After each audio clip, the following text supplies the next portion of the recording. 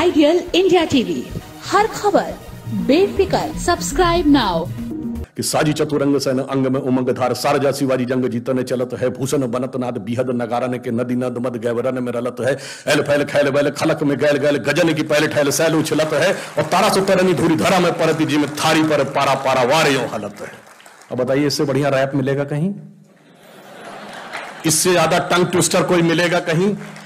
इससे ज्यादा राष्ट्रवाद की प्रेरणा मिलेगी कहीं? इससे ज्यादा उत्साह मिलेगा? उसकी बजाय अंग्रेजी के आतुकांत शब्दों को जोड़कर रैप बनाते हो। मेरे भाई, भाषा की महानता देखो, संस्कृति की विराटता देखो, उसके अंदर मिलती हुई प्रेरणा देखिए, तो सारी की सारी चीजें आपको एक साथ नजर आती हैं। इसलिए मैं अंत में यह कहना चाहता हूं, फिर भी कुछ चीजें बहुत ध्यान रखने की होती हैं। जानते हैं क्या होता है? हमारे सारे धर्म ग्रंथ कुछ प्रेरणा देते हैं। जब माता सीता का हरण करने के लिए रावण आया था तो आसुरी वेश में आया था क्या? साधु का वेश बना के आया था। तो अक्सर आसुरी शक्तियां साधु का आवरण ओढ़ के आती हैं। वो अपने को कहती हैं हम लिबरल हैं, ह्यूमनिस्ट हैं, हम तो ओपननेस की बात करते हैं, फ्रीडम ऑफ स्पीच की बात करते हैं। और इतनी मजेदार बात यह है कि इसमें सबसे ज्यादा जानते कौन सी दो शक्तियां एक हो जाती हैं जो सीए के आंदोलन से आते हैं? देखो, लेफ्ट लिबरल कम्युनिस्ट और कम्युनिस्ट और फंडामेंटलिस्ट मुस्लिम। और मजे की बात यह है कि आप दुनिया में एक कम्युनिस्ट देश बताइए जहां तोप लगा के मस्जिदें ना उड़ाई गई, चाहे रशिया हो या चाइना। और एक मुस्लिम देश बता दीजिए जहां कम्युनिस्ट पार्टी प्रतिबंधित ना हो। अच्छा चलिए, एक कम्युनिस्ट देश बताइए जहां फ्रीडम ऑफ स्पीच हो, और एक मुस्लिम देश बताइए जहां फ्रीडम ऑफ स्पीच हो। तो गजब है साहब। पूरी दुनिया में जो एंटीथीसिस है फ्रीडम ऑफ स्पीच और लिबरलिज्म के, और इतना ही नहीं, एक दूसरे से ऐसे दुश्मनी है, मतलब उसको शब्दशः न लिया जाए, मैं प्रतीक में कह रहा हूं, सांप नेवले की लड़ाई है।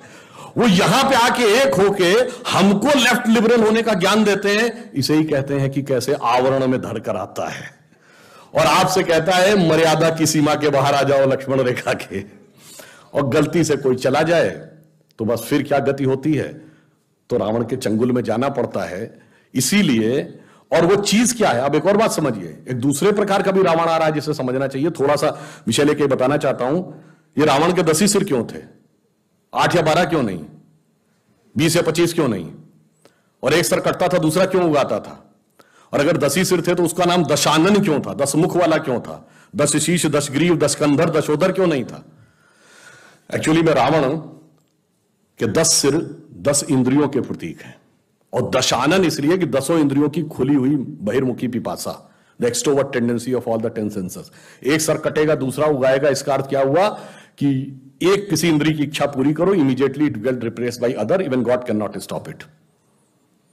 इसलिए यानी क्या है? वही जो आजकल कंज्यूमरिज्म, मार्केटिज्म बच्चों को पढ़ा रहा, दिल मांगे मोर और चाहिए, हर गाड़ी भी चाहिए, ये भी चाहिए, तो 3 प्रकार की ड्रेसेस चाहिए, 6 प्रकार की स्ट्रिप्स चाहिए, जूते अलग प्रकार के चाहिए, फिर ये भी खाने में चाहिए, 56 प्रकार की आइसक्रीम चाहिए, वगैरह वगैरह। और वो 10 इंद्रियों, और उसको कभी समाप्त नहीं हुआ। एक सर कटेगा, दूसरा उगाएगा। जिस दिन आपके पास कार आएगी, आपको बड़ी कार की चाह हो जाएगी, फिर मर्सिडीज, फिर BMW, फिर प्राइवेट जेट, और प्राइवेट जेट में भी सुपरसोनिक जेट, और फिर पता नहीं क्या क्या होता रहेगा। उसका कोई अंत नहीं रहेगा। तो आखिर में उसको समाप्त कौन करेगा? धर्म की स्थापना कैसे होगी? राम समाप्त करेंगे। राम शब्द का अर्थ है रमनते इति रामा। रम शब्द का अर्थ होता है रमना, किसी में सेटिल होना, रमणीक स्थान, रमता जोगी। रमनते इति रामा, वह तत्व जिसमें सारा संसार सेटिल्ड है, the element in which the entire universe is beheld. वो एब्सोल्यूट एलिमेंट है राम। और राम के पिता कौन है? दशरथ। जब 10 इंद्रियों को रथ लेंगे तो हृदय में वो एलिमेंट पैदा होगा जो 10 इंद्रियों की बहिर्मुखी पिपासा को नष्ट करेगा।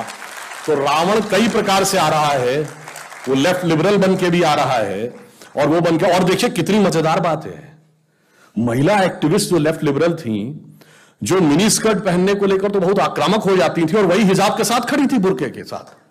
मतलब इससे बड़ा आप डाइकोटोमी ऑफ द कैरेक्टर नहीं देख सकते। और इतना ही नहीं, वो ट्रिपल तलाक और हलाला के भी पक्ष में खड़ी हुई थी।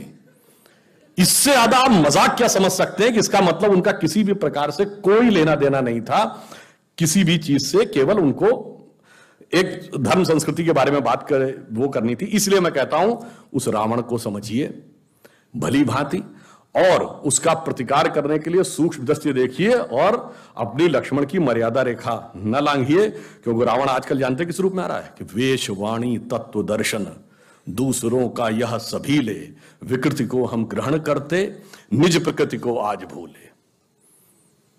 हो गए हैं स्वप्न सब साकार कैसे मान ले, हैं संगा गीत था, टल गया सर से व्यथा का भार कैसे मान ले हम। तो समझिए वो उस रूप में आ रहा है। और फिर अंत में कहता हूं मगर अब जरा गौर से देखिए ये देश जा कहां रहा है। 2 मिनट और लेता हूं। जिसको लोग कहते हैं ना ये तो बड़ा एक्सट्रीम राइट विंग आइडिया है, वो एक्सट्रीम राइट विंग की डेफिनेशन हर 20 साल में बदल जाती है और वो राइट विंग अब सेंट्रिस्ट आइडिया हो जाता है। उसकी शुरुआत यहीं से हुई थी। 1905 में जब लोकमान्य तिलक ने पूर्ण स्वराज की बात कही थी तो उनको क्या कहा गया था? Right wing fundamentalist. ये क्या बात कर रहे हैं? अरे भाई वायसराय की एग्जीक्यूटिव काउंसिल में कंसेशंस की बात थी, पूर्ण स्वराज की बात कहां से ले आए? ये तो एक्सट्रीम राइट विंग आइडिया है। लोगों ने कहा ये हो ही नहीं सकता, ये असंभव है। अरे अंग्रेज के राज में सूरज नहीं डूबता है। ये 1905 का दशक था। आपने देखा 20 साल गुजरे, तिलक के मित्र गोखले, गोखले के शिष्य Gandhi, the movement for Swaraj has become a reality. यानी जो राइट विंग आइडिया था वो अब मॉडरेट एंड एक्सेप्टेड आइडिया हो गया। अब वहां राइट विंग कौन थे? कांग्रेस के अंदर का जिसको हिंदू एलिमेंट कहा जाता था या हिंदूवादी विचारधारा के नेता कहे जाते थे, सरदार पटेल, के.एम. मुंशी, राजेंद्र प्रसाद, सी राजगोपालाचारी, पुरुषोत्तम दास टंडन, मदन मोहन मालवीय। और 20 साल गुजरे, 47 स्वतंत्रता के बाद ये सब सरकार के हिस्से हो गए। अब ये एक्सेप्टेबल हो गया राइट विंग। अब राइट विंग का प्रतीक कौन था?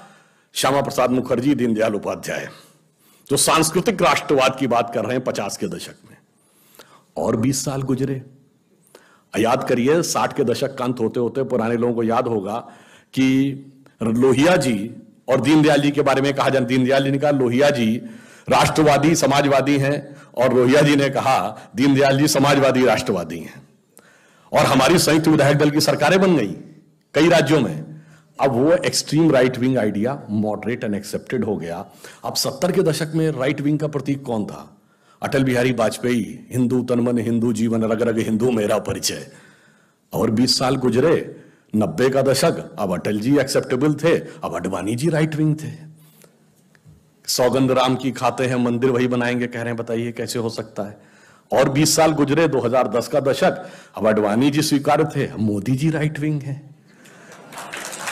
मगर आप 125 साल में देखिए वो उत्तरोत्तर the direction of Indian politics is going in right direction.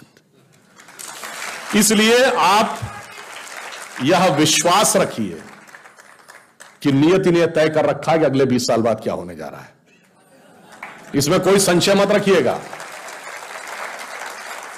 जिन्होंने इस देश की सबसे पुरानी पार्टी, जिसपे मैं मजाक में कहना चाहूंगा, जो ग्रैंड ओल्ड पार्टी कहती थी, घर में जो चीजें बहुत पुराने हो जाते हैं तो कहते हैं भाई ये पुराने हो गए कपड़े, पुराने, फिर कहते हैं बहुत पुराने हो गए, फिर अगली स्टेज होती पुराने धुराने हो गए, फिर होता है कि फटे पुराने हो गए।